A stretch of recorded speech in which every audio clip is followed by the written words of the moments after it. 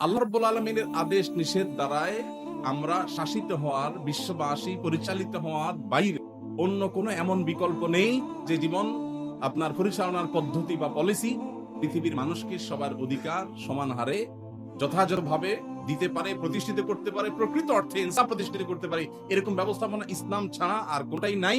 কোনটা সাময়িক খুব মুখরোচক মনে হবে, একটা সময় সেটার বাস্তবতা মানুষের কাছে উপলব্ধি হবে, পরিষ্কার হবে টুডে অর টুমরো। এই বিশ্বাসের জায়গাটা আমাদের কাছে একেবারে স্পষ্ট থাকতে হবে। হ্যাঁ, আমরা একটা বিদ্যমান বাস্তবতার মধ্যে আছি। সো আমি পারছি না আল্লাহর আদেশ নিষেধ দ্বারা শাসিত হতে। এটা আমার দুর্বলতা।